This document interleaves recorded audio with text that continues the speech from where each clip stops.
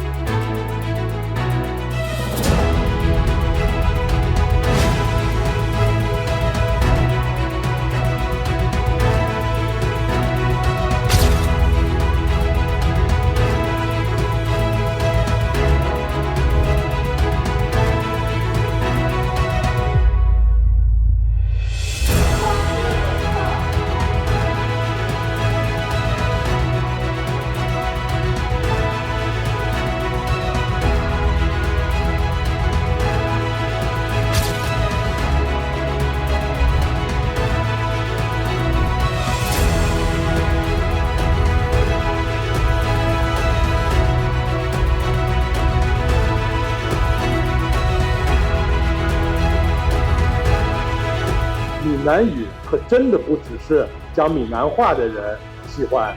我是一个地地道道的西北人，我出生在陕西，成长在甘肃，但我告诉你，我是几十年的闽南语歌曲的铁杆粉丝。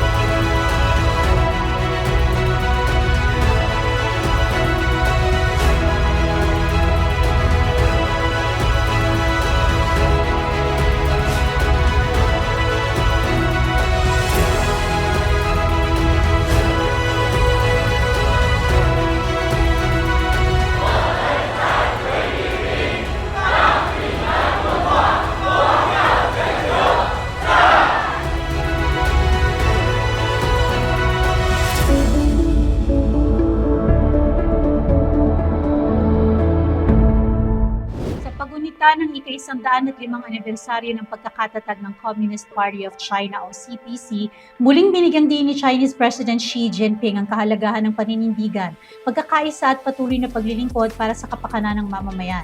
Sa kanyang talumpati sa Beijing, hinikayat niya ang mga miyembro ng partido na manatiling tapat sa kanilang mga prinsipyo, harapin ang mga hamon ng kasalukuyang panahon at patuloy na isulong ang pagunlad ng bansa. Gayon din ang pagtataguyod ng isang komunidad na may pinag-isang kinabukasan para sa sangkatauhan. Muling iginiit ng pamunuan ng China ang matatag nitong paninindigan hinggil sa usapin ng Taiwan, kasabay ng pagunita sa ika-105 anibersaryo ng Communist Party of China. Sa kaniyang talumpati, binigyang diin ni Chinese President Xi Jinping na ang pagsusulong ng pambansang reunifikasyon ay nananatiling isang makasaysayang misyon at mahalagahang layunin ng bansa. Ipinahayag din niya ang pagtutol ng China sa anumang pagtatangkang isulong ang separatismo at pakikialam ng mga dayuhang puwersa sa usaping ito. Patuloy na pinagtutuunan ng pansin ng China ang pagpapaunlad ng sektor ng agrikultura at mga kanayunan bilang mahalagang pundasyon ng pambansang kaunlaran.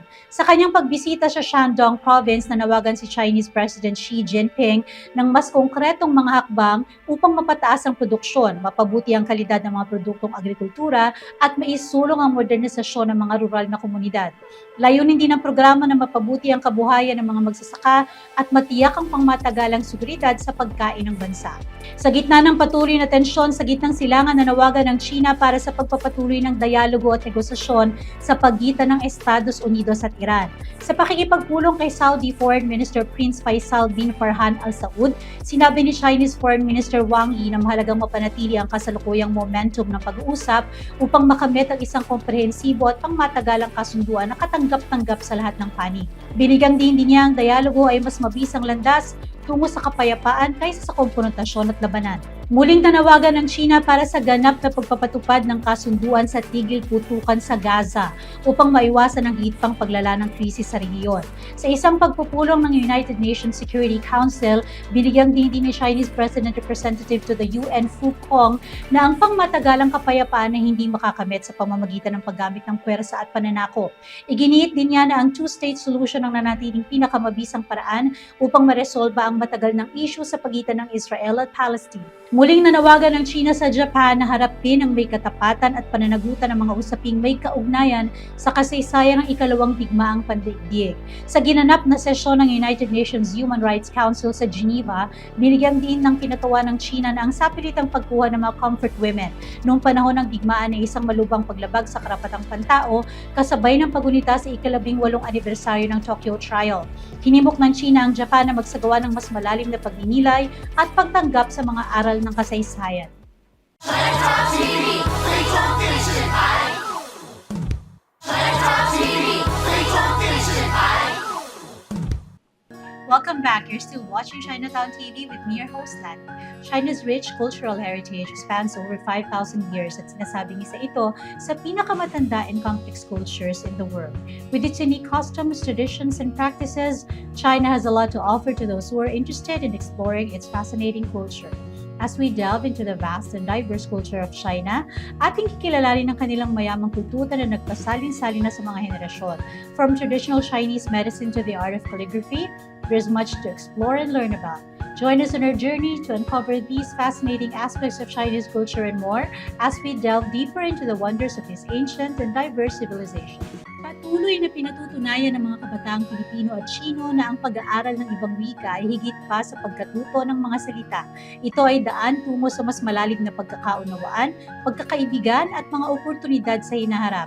Sa ikatlong bahagi ng China-Philippine Youth Online Dialogue, ibinahagi ng mga estudyante mula sa Pilipinas at China kung paano nakatulong ang pag-aaral ng Filipino at Mandarin upang mas makilala nila ang kultura ng isa't isa, makabuo ng bagong pagkakaibigan at pagbukas ng mga oportunidad sa edukasyon, media at iba pang profesyon. I think that learning about the language can also help me learning about its culture, so I can better understand how Filipinos value their community, their familia, their relationships. One thing I realized is that learning Mandarin is really advantageous. Although I am not really that fluent when it comes to speaking Mandarin, I was able to connect and communicate with those people because they can also speak in Mandarin.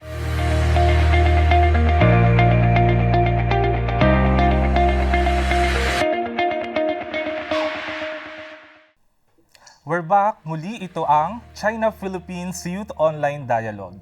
With the theme, Mutual Learning, Shared Future. So ngayon ay makakasama naman natin ang second batch ng mga estudyante mula sa BFSU. So inaanyayahan namin kayo na magpakilala isa-isa. So please introduce yourself. Magandang araw, ako po si Jack. Magandang umaga sa inyo lahat. Ako po si Emily. Magandang araw, ako po si Luca. Magandang araw po, Sylvia ang tawag nila sa akin. Magandang araw po, ako po si Crystal. Magandang araw po, ako po si Doris. Magandang araw po ulit sa inyong lahat. Ako po si Belinda at nagsimula akong matuto ng wikang Filipino noong 2021. Magandang araw po, ako po si Camela. Magandang araw po, ako po si Evie. Alright, nice meeting you all. So now let's proceed sa ating questions. I want to know, have you been to the Philippines and does learning the language make you want to visit the Philippines? Hindi pa ako nagpunta sa Pilipinas, pero gusto kong pumunta doon dahil sa pag-aaral sa wikang Filipino. Sa palagay ko, ang pag-aaral isang wika ay nakatulong sa ating upang magkaroon na mas malalim na pagkaunawa ng culture at lipunan sa isang bansa. For me, I want to go to visit the Bohol Islands kasi ang tanawin doon ay maganda. Tulad ng Chocolate Hills at 𝐄𝐏𝐈𝐒𝐃 Shears, and what's more, naroon tao ng malawak na dalampasigan with puting sand na sobrang lambot sa paa at malinaw ng dagat din doon. And that's where I want to visit in Pilipinas, and I believe sa balang araw bibisita ako doon. I haven't been to Philippines yet either, but while learning Filipino, my desire to visit the country has grown stronger and stronger. For me, the island scenery of the Philippines are incredibly attractive. If I'll go travel there, I would like to choose mobile because I've watched some vlogs from social media, and the Kawasan Falls Canyon Oury is really fun. In the videos, they jump into the waters and from rocks and swing into the waters by holding a rope. And there is also a rock slide that feels like a natural water park slide there. And the whole experience is like a mini adventure, which is really interesting for me. Then I've also learned that there is a famous sardine run there. Diving there must be exciting. So especially being able to be right in the middle of the fish school. So maybe I will go there during my exchange program holidays and even earlier. Perhaps I might not be able to wait that long. Wow, siyempre nakaka-excite namang pumunta sa Pilipinas kung ganun yung views din nila about sa ating bansa. And of course, kasama pa rin natin yung mga estudyante mula sa AUF. Kayo guys, can you share to us, nakarating na ba kayo dito sa China? And if yes, ano yung mga nabisita nyong lugar at na-amaze kayo dito? In 2024, I was actually given the opportunity to go to China alongside with some of my classmates. So two of the provinces we've been to are Beijing and Fujian. And in those places, for example, in Fujian, nag-aral kami magkakasama, pinag-aralan namin hindi lang yung hindi lang yung Chinese language, but also the culture of China, the origin of the different cultures and traditions that China have. And one of the most memorable things I've done in China is when I went to Beijing, specifically the Great Wall of China. So in that place, I met a lot of people from different places such as Canada, America, South Africa, Korea, Japan. One thing I realized is that learning Mandarin is really advantageous. Although I am not really that fluent when it comes to speaking Mandarin, I was able to connect and communicate with those people because they can also speak in Mandarin. For example, I greeted them, "Ni hao," and then they responded. And then from then on, we started talking and I made new friends. So if you're going to ask me if I'm still planning to go back to China, of course, I'm still planning. Dahil hindi lang naman pagta-travel ang dahilan ng pagpunta natin sa China. Hindi natin alam, baka maging guru din pala ako sa China na nagtuturo ng lingwahe naman namin dito sa Pilipinas.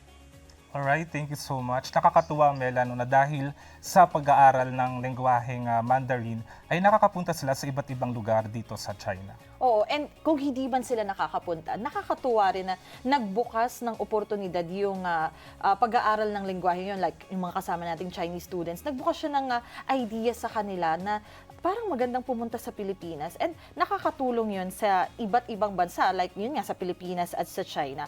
So moving forward, what opportunities do you see from learning different languages and how are you planning to make good use of this new skill in the future? Kasi we all know learning another language can open doors of opportunities. So let's ask first our Chinese students here, what opportunities do you see from learning Filipino language?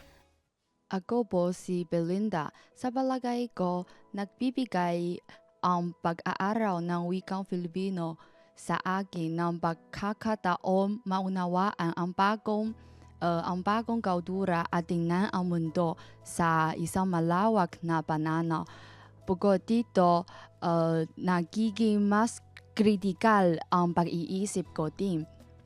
At sa kinabukasan, para kong manaliksik ang lipunan at kultura ng Pilipinas upang makilala ang Pilipinas ng mga taong Chino at gusto kong tulungan na upang magkaunawaan at magpaghalagahan ang dalawang bansa sa isa't isa. Salamat po. Salamat po. As a tool to communicate with others, I think the most direct is to strengthen people-to-people connection.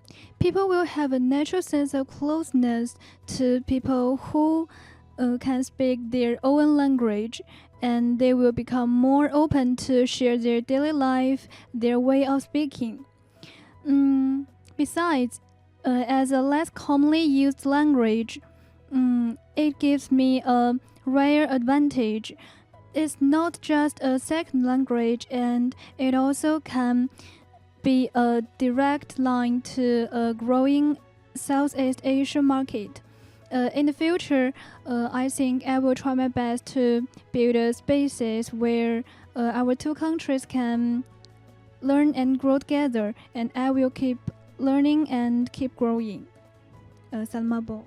Salamat po. Sa palagay ko po, learning a different language like learning Filipino can help me out in at least 3 ways. The first one is cognitive angle, because today's the social media is very viral and we always learn our information from the social media.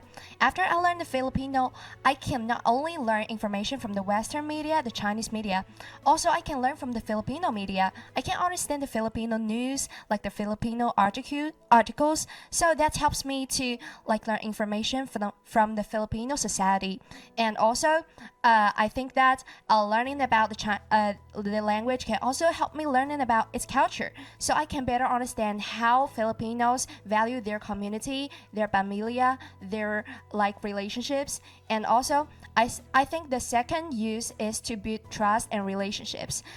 Once I visited the Forbidden City in Beijing, I was very happy to meet the Filipino there, and I said "Kamusta ka?" to them. They were so excited because I think they didn't imagine that there are Chinese who can speak Filipino.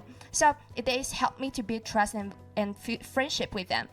And also my friend, she said, once I go to the Philippines, I want you to be my guide because I know the Filipino language, so I can help her better, not only learn about the knowing there, but also like the culture there. And the third one is about my career, because I want to do some job in international journalism. So I think learning Filipino can help me do more in the like diplomacy or learning about the Philippine society. That helps me to like pass on our Chinese culture to the Philippines, and also learn more about the Philippines society.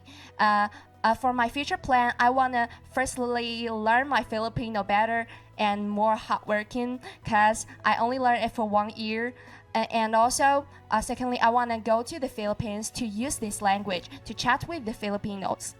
And lastly, I want to put it into my future career. And also, I want this language like to be in my whole life. That's all. Thank you. Okay, very well said. And nabanggit nga niya, Mark, yung journalism, no? Bilang journalist, napakaganda ring oportunidad na mag-aral ka ng mas marami pang lengguwahe. Kasi mas maraming lengguwahe kang nalalaman, mas maraming tao yung maaabot ng balita mo. So, very well said. Of course, let's ask also our students from AUF, mga kababayan kayo, ano naman yung mga nakikita nyong oportunidad sa pag-aaral ng Chinese language? Ano yung mga nakikita nyong future pagka talagang nakagkaroon na kayo ng mastery at mas marami na kayong kaalaman sa Chinese language? So, learning different language gives or opens a lot of opportunities, especially here in the Philippines. There are some schools offering Mandarin as their electives, and as a future educator, I can teach my students to learn the language, which is the Mandarin.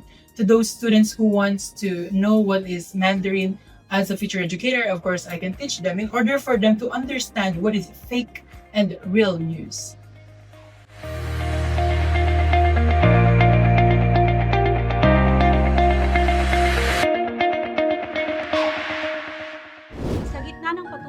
Usapin hinggil sa pandaigdigang kooperasyon at pag-unlad, muling binigyang diin ng isang leader mula sa Africa ang kahalagahan ng mabuting pamamahala at responsableng paggamit ng mga oportunidad para sa kaunlaran.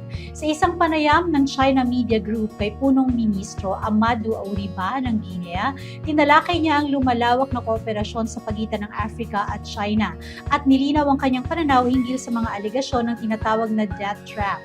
Ayon sa kanya, ang tunay na susi sa pag-unlad ay nakasalalay sa mahusay na pamamahala at kakayahan ng bawat bansa na magamit ng wasto ang mga oportunidad para sa kapakinabangan ng kanilang mamamayan. 刚刚也提到了习主席提出的共建“一带一路”倡议带动了非洲国家的发展。与此同时呢，也有个别的声音认为与中国合作导致了所谓的债务陷阱。总理先生，我知道您曾经是学数学和经济学专业的，听到这样的声音，您会如何进行回应呢？ à un autre le fait que parfois nous avons des gouvernances qui ne sont pas tout à fait des gouvernances suffisamment intéressées à utiliser avec un maximum, d'efficacité la coopération. Et c'est en cela que dans certains pays, il y a des distorsions, il y a des déséquilibres qui font que si on n'a pas un partenaire fiable, il va de soi, quelle que soit sa bonne volonté, le résultat risque de s'inverser. Non, je veux être très clair. L'aspect le plus fondamental, c'est la capacité du gouvernement africain, et surtout du nôtre, à être en capacité d'avoir la logique, l'intelligence, de savoir quelle est la meilleure approche pour utiliser des opportunités pour servir les intérêts de nos pays et de nos populations. Si par contre, nous nous lançons dans une aventure où nous croyons que c'est l'autre, c'est-à-dire avec la coopération chinoise qui va amener le développement dans notre pays, qui va amener que nous puissions avoir tout le reste sans que nous ne jouions notre part en assumant la responsabilité et les efforts indispensables pour réussir, pour aller de l'avant, il va de soi que ce ne serait pas, disons, une logique intéressante pour nous. Mais qui est le principal responsable? C'est la gouvernance de nos États africains. N'utiliseront pas cette opportunité dans le bon sens, risque par la suite de dire c'est la faute de la dette, c'est la faute de ceci, c'est la faute de cela. Sa bawat tagumpay ng isang Pilipino sa ibayong dagat ay naroon ang kwento ng sipag, talento at pangarap na unti-unting natutupad. Sa espesyal na tampok na Made it in China, ating makikilala si Jensen Moreno, isang Pilipinang pintor na mahigit isang dekada nang naninirahan at lumilikha ng sining sa China. Mula sa pagiging isang art teacher hanggang sa pagiging isang kinikilalang artist, ipinakita ni Jensen kung paano naging daan ng sining upang maabot niya ang kanyang mga pangarap. Mabuo ang kanyang pamilya at kapag-ambag sa pagpapalalim ng pagkakaibigan at pagkakaunawaan sa pagitan ng Pilipinas at China. I fulfilled a lot of my dreams here. Most of the works here in China and China gave me that opportunity to exhibit my work. Art is my life. I don't think I can live without art. I think through art, the world is really a better place. Since I'm here in China and I'm coming from the Philippines, being an artist became a platform for me to pursue the friendship of the two nations. I'm Jensen Moreno. I've been in China for 13 years now, and I came here as an art teacher. And of course, since I'm also an artist, I continued my passion in art, and I've exhibited a lot of my works, most of the works here in China na, and most of my solo exhibitions are in China. All my paintings were inspired by my travels. When I went to Europe, I went here and I met people here. When I met my husband, that's the goal, yung painting na the goal. When he did the cycling from the Netherlands to Austria, it took him 1 week. And that was the first time he did that, cycling that long. He sent me a picture of him cycling, and they were crossing a river. So they had to put the bike on a boat and then they crossed, and then his friend took a photo of him. And I felt that, the agony also, and that perseverance, lahat na ng emotions para ma-reach niya yung goal niya to cycle Austria in 1 week. So when I saw that picture, I said, I want to paint this. But I said, I don't want to paint using the brush because I get bored with the brush and it will take for me a long time to finish. I want to capture that exact same feeling, exact moment he was crossing the river. So let's use the palette knife. I did the first strokes. Oh, it's great actually. And then I mastered portraiture. So it was easy to do the portraiture using the palette knife for me. And then after 4 hours, the masterpiece, the goal, was born. So that was the very first palette knife technique painting yung sa husband ko. And then, isa sa mga paborito ko rin yung mariposa kasi it reflects my childhood. Growing up in the countryside, of course, you're chasing butterflies, barefoot, nakapaa, or tsinelas, naglalakad ka sa backyard, and you see a lot of dragonflies and butterflies. And there was a moment when I saw this big butterfly flying. So mariposa is really a good reflection of my childhood, playing outdoors every day. Nice weather with blue skies, white clouds, and lagi ka lang naglalaro with nature. And ang tawag nila sa akin, salimpusa. Bibigyan ka ng mga mango farmers ng bagong pitas na mangga. So, yun ang nagiging inspirasyon ko, yung past, I bring it to my future, and nagkakaroon ako ng more courage pa din to go on. And besides that, yung Aquarius painting, because ito yung nagre-reflect sa personality ko and past experiences. I was born in January, so I'm an Aquarian. And based on the horoscope, actually, maganda yung sinasabi na character ng Aquarius, na kahit may mga struggles tayo sa buhay, an Aquarius will look at it, in a positive way, with a smile on their face and still see the beauty of the surroundings. So kaya dun sa Aquarius nandun yung 3 butterflies, because at that time I have 3 girls. So the 3 butterflies represents my 3 daughters. And the nature, I love nature, and also maybe the water pouring beside me on the painting is the abundance, and to live a life full of abundance.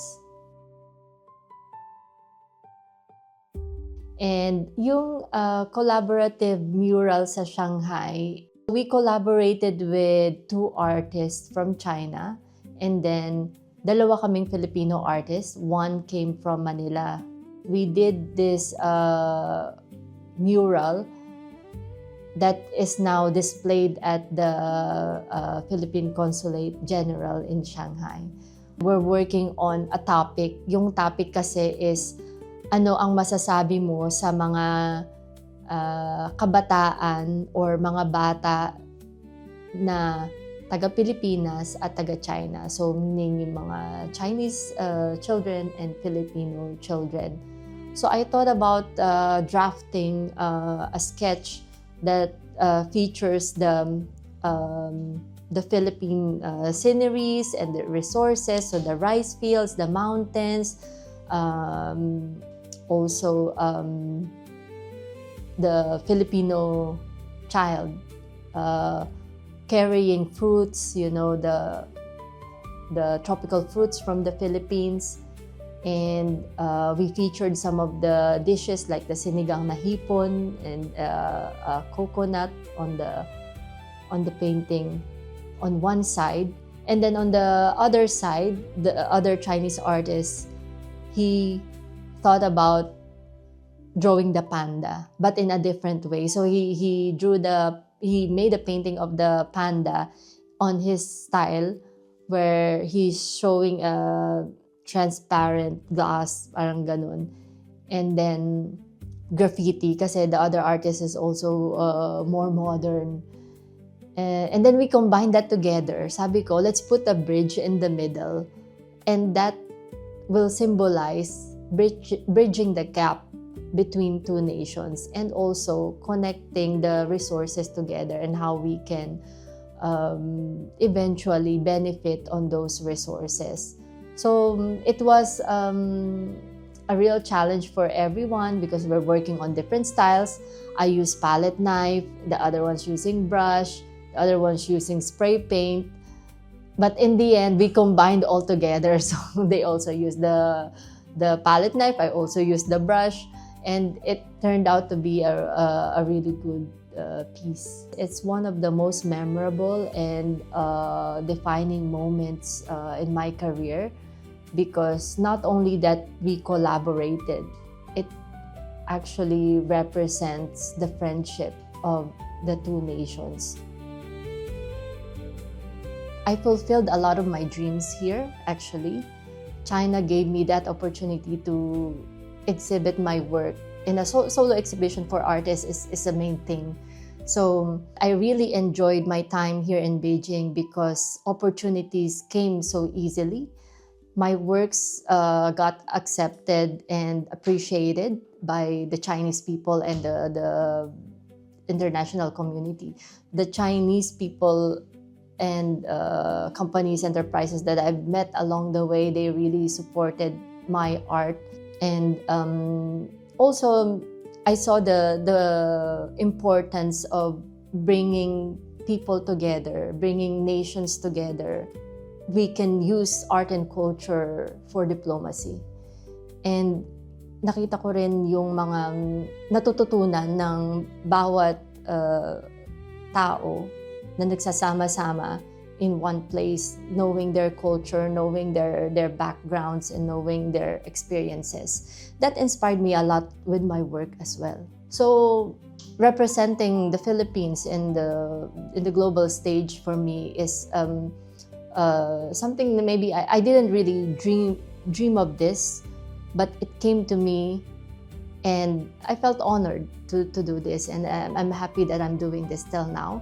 So, you know, I just do what I love to do.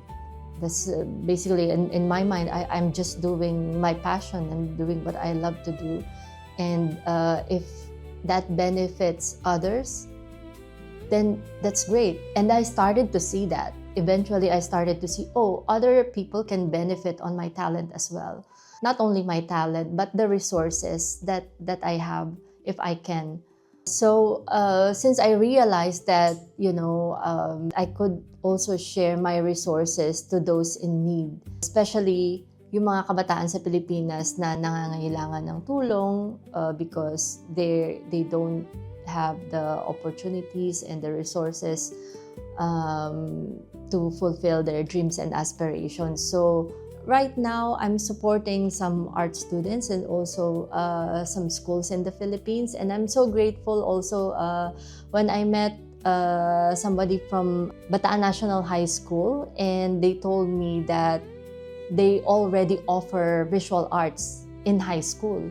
And I was so surprised because before, walang ganun when I was studying. There's no specific subject only for visual arts, and now they have.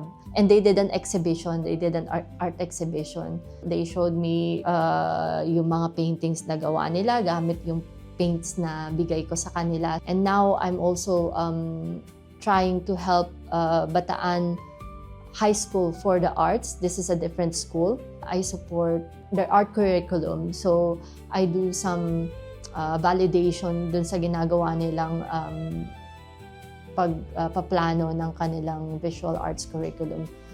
And I want to share what I've learned in those many years that I was working with, you know, many foreigners coming from different backgrounds na may kanya-kanyang specialties. So I was so happy, and that to be able to share that you know, my knowledge, expertise, and also resources is a different fulfillment for me. It gives me more hopes for the future generations of artists. The profession of being an artist is very important for me, although I don't look at it as really a profession, because art is my life. I don't think I can live without art. Art is really the thing that fuels me, propelling me every day. I gain so much pleasure in creating art. I gain so much pleasure in collaborating with other artists. I don't see myself retiring at all, because anywhere I go, I will still paint. I will still do art. Even at home, I continuously decorate the corners, all the corners of the house, because for me, that's creativity. That's expressing myself. So there's no way that I will stop doing art. I think through art, the world is really a better place. Since I'm here in China and I'm coming from the Philippines, being an artist became a platform for me to pursue the friendship of two nations, two different cultures, two different backgrounds, two different traditions and beliefs. I've also learned so much in their culture, and me being here and having Chinese friends, they're learning more about our culture as well, how Filipinos are, how we can be, and how we can also share our expertise to the Chinese people. So I think yun palang nagsusulong na talaga ng magandang friendship and trust within each other to pursue a common goal. Para mas maunawaan ang tunay na kalagayan, kultura at pamumuhay ng mga mamamayan sa Xinjiang, nagsagawa ng paglalakbay ang isang international delegation ng mga mamamahayag mula sa iba't ibang panig ng mundo.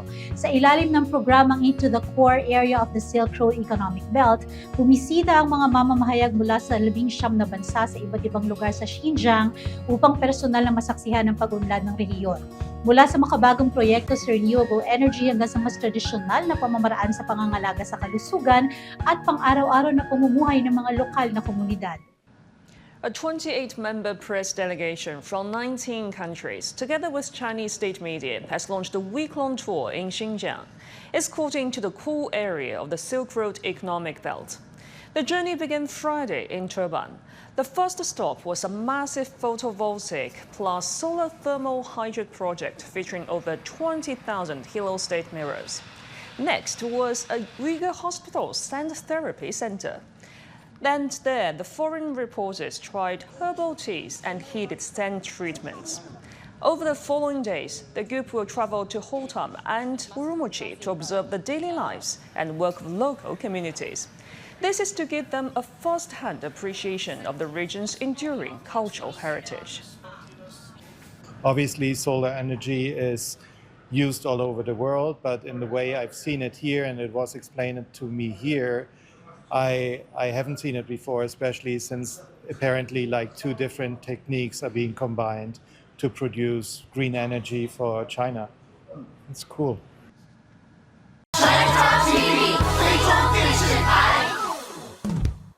有利东方旅游有限公司 Union Travel Incorporated。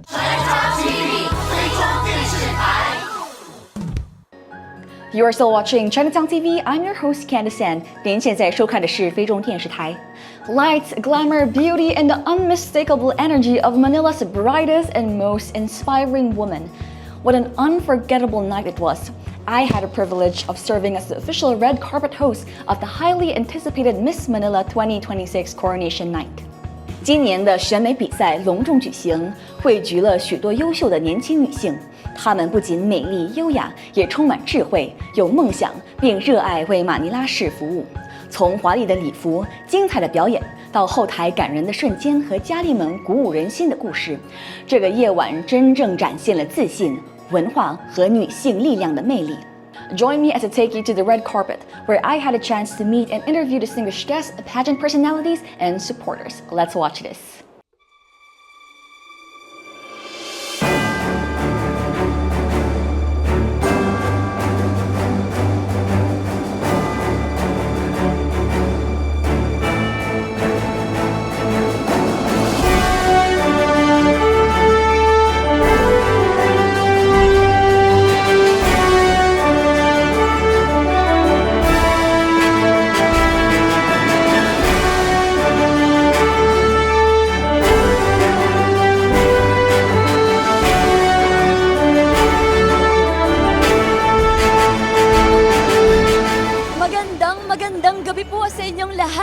Welcome to the Miss Manila 2026 Grand Coronation Night Red Carpet. At alam nyo ba, tonight is more than just a pageant. It's a celebration of beauty, purpose, culture, and the Manileña spirit. And what better way to celebrate it than here at the Metropolitan Theater? Isang tunay na simbolo ng sining, kultura at pagmamalaki ng Maynila sa loob ng maraming dekada. Marami na itong naging saksi, syempre sa mga pinakamahusay na pagtatanghal at ngayong gabi, magiging bahagi rin ito ng panibagong kasaysayan.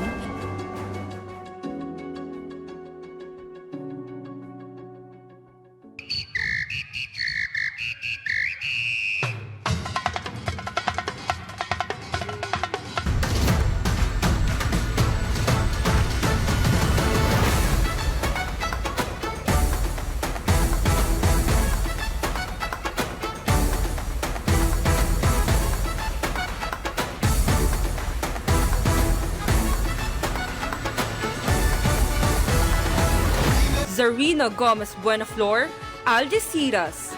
Monique Angelica Santos, Balik-Balik. Hamia Lazaro Ravina, Baseco. Monira Mahmoud, Central. Zoe Cameron, Dagupan Extension. Gia Ordonez, Dapitan. Charaya Janessa Barangay, España. Janela Raylene Sombrito Manuel, Gagalangin. Jubiel Absoluta, Intramuros. Imogen Belies, Loreto. Jamea Francois Nicolai Reyes, Moraita. Lijano Bella, Pablo Ocampo. Grizel Sarmiento, Pag-asa Extension. Beatriz Santos, Pandacan. Shaina Rose Manalo-Ico, Recto. Ina Isabel Garado, Singalo. Danica Mojica, Santa Ana. Nikki Angela Barcela, Santa Cruz. Lisa Marie Jane Craven, Santa Mesa. Goldie Baroa, Tayuman. Luis Yanaganya, Tondo.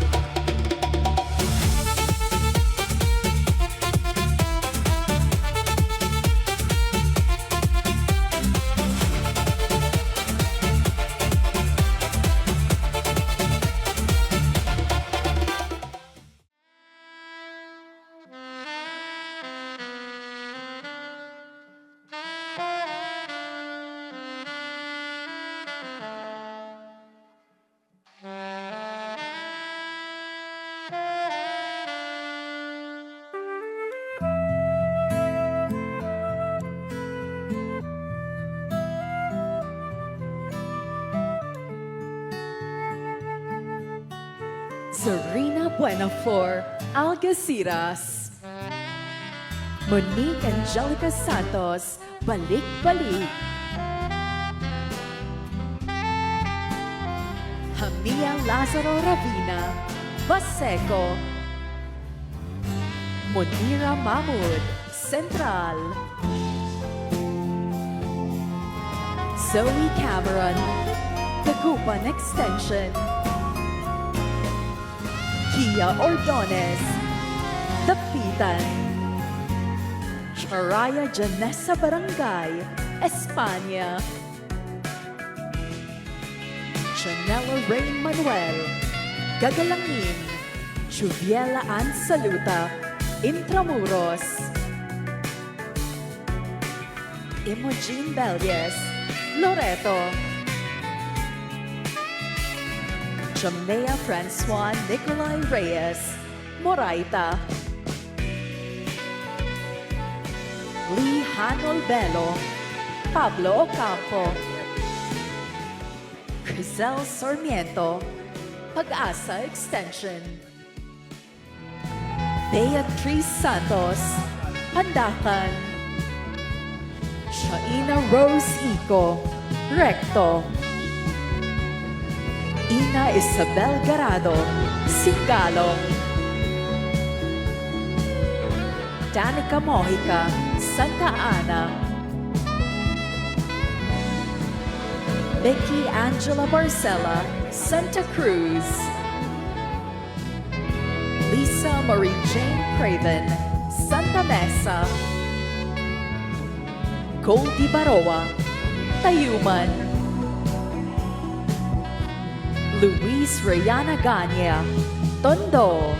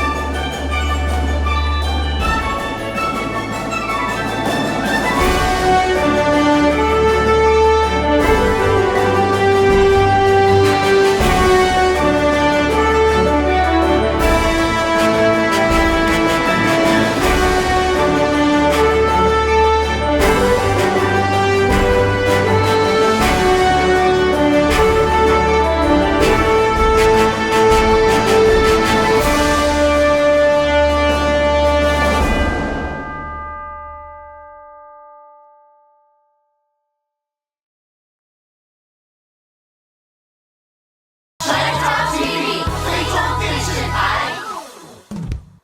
有利东方旅游有限公司 𝐼𝐒𝐼𝐿 Travel Incorporated。Chinatown TV 非中电视台。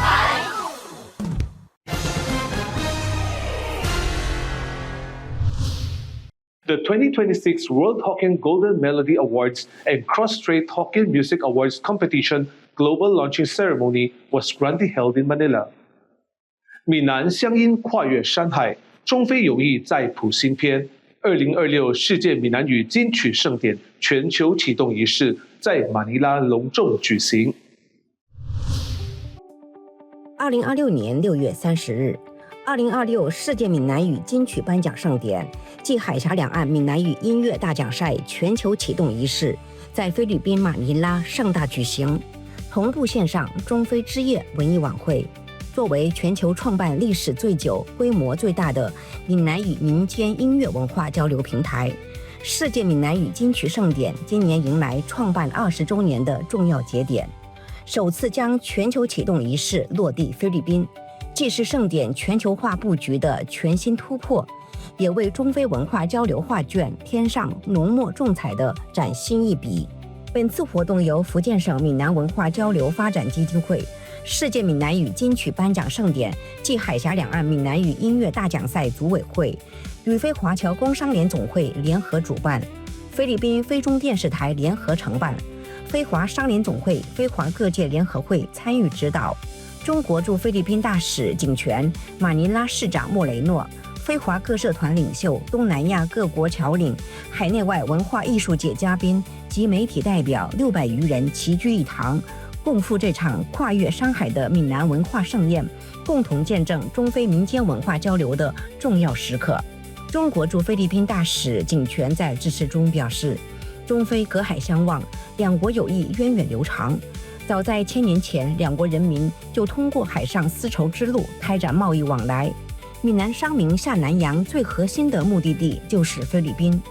如今，菲律宾超90%华人祖籍闽南，闽南饮食、民俗语言早已嵌入菲律宾本土生活。在中非建交51周年之际，世界闽南语金曲盛典以乡音为媒，以文化为桥，落户马尼拉，重现爱拼才会赢的海丝精神，讲述中非数百年交融历史，重温两国地缘文化相亲脉络。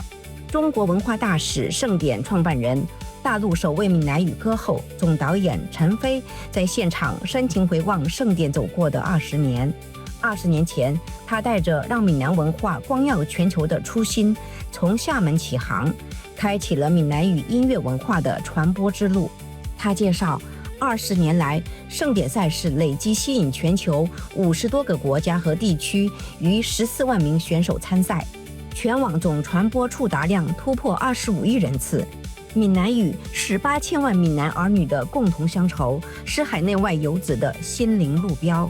宝岛台湾综艺女王白冰冰专程赴马尼拉参与启动仪式。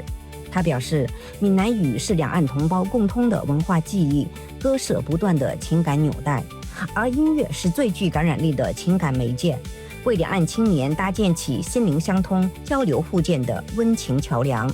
与非华侨工商联总会会长施玉荣、非华商联总会理事长林荣辉、非华各界联合会主席赵启平、非华商联总会名誉理事长施东方博士、非华各界联合会名誉主席蔡永宁等非华侨领纷纷表示，菲律宾有逾100万闽南籍华人，盛典落地马尼拉是传承弘扬中华文化的重要契机，更是凝聚侨心、汇聚侨力、唤醒侨胞乡愁的暖心之举。活动期间，福建省闽南文化交流发展基金会正式启动闽南语音乐创作青年扶持计划公益项目，旨在扶持海峡两岸及海外青年闽南语音乐创作人才，为闽南语音乐发展注入青春动能。现场还为优秀合作单位、公益大使、评委顾问等颁发牌匾与聘书，表彰各界力量为闽南文化传播事业做出的积极贡献。当晚，同时为非中电视台创办25周年举行了隆重的庆祝仪式。非中电视台副台长庄琳琳担任启动仪式主持人，非中电视台主持人陈静瑜和王慧珍主持文艺晚会。随后的中非之夜文艺晚会精彩纷呈，气氛热烈。历届盛典冠军及重量级嘉宾轮番登台，倾情演绎多首经典闽南语金曲。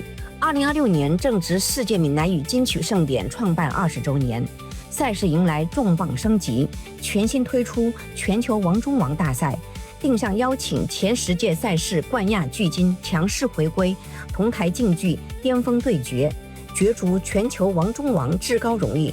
据悉，2026世界闽南语金曲盛典拟于11月30日至12月5日期间，在福建厦门隆重举办。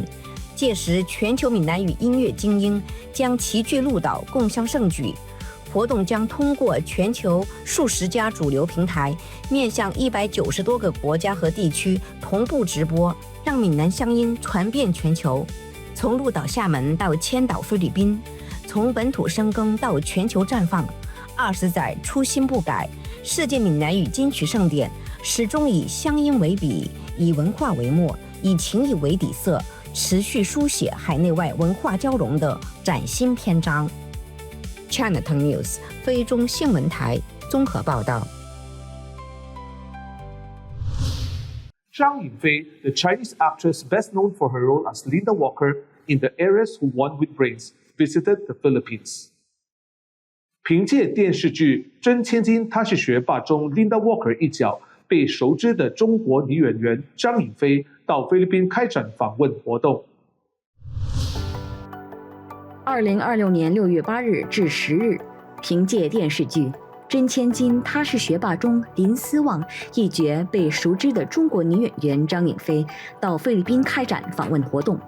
此次行程由非华商联总会安排，并获中国驻菲律宾大使馆协助，旨在推动教育、文化交流以及深化非中两国人民之间的联系。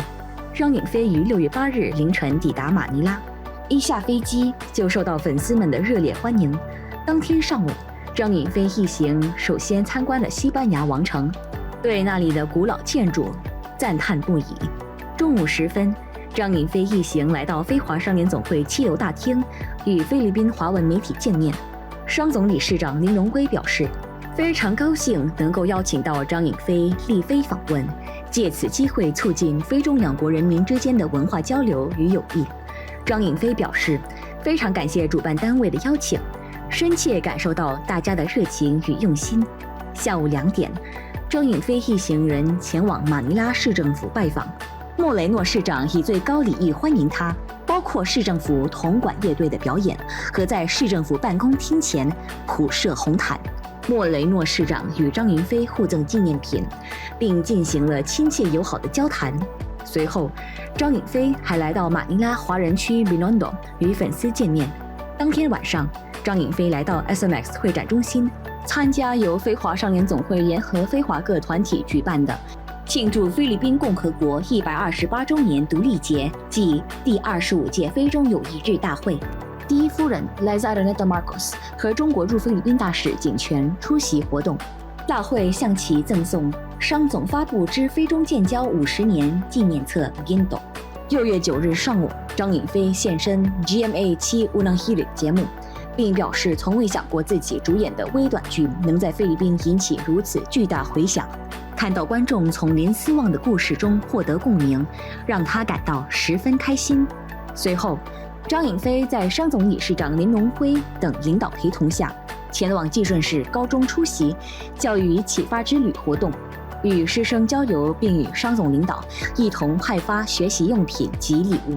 济顺市市长 Joy Belmonte 鼓励学生要学习林思旺面对困难时的态度，相信自己的能力，透过努力改变未来。张颖飞寄语同学们要好好学习，天天向上，用知识改变命运，勇敢追梦。中午，张颖飞现身 ABS-CBN 综艺节目 It's Showtime， 更与 Baby Dolls 一同跳舞，获得观众热烈欢呼。张颖飞6月13日生日，电视台也提前准备蛋糕为他庆生。当天下午，张颖飞在 Luxon Hotel 召开记者招待会，面对来自菲律宾各大英文和华文媒体的提问，张颖飞侃侃而谈，分享求学、演艺及人生经历。他认为教育不仅能改变未来，也能帮助一个人塑造更好的人生，因此勉励青年学子坚持梦想，努力学习。记者会结束后，张颖飞还先后接受了资深电视新闻主播 Jessica Soho、知名主持人 Boy Abunda 以及 Billionaire 节目的专访。6月10日下午，张颖飞在 SM North EDSA 举行粉丝见面会活动，现场吸引大批粉丝、学生与青年到场。商总董事兼新闻主任李天荣和商总董事兼亲和主任吴彼得分别致辞。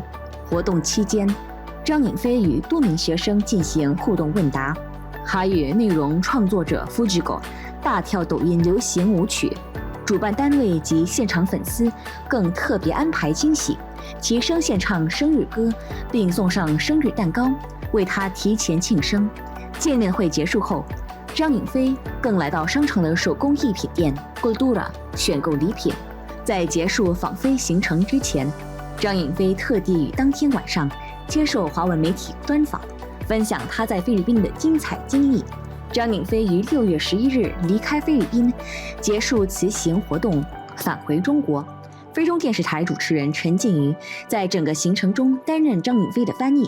现年22岁的张颖飞因在微短剧《人千金他是学霸》中饰演聪慧坚毅的女主角林思旺而广受菲律宾观众关注与喜爱。该剧在多个社交媒体平台取得极高点阅率，其塑造的角色形象亦成为菲律宾年轻人的榜样，累积广泛粉丝群。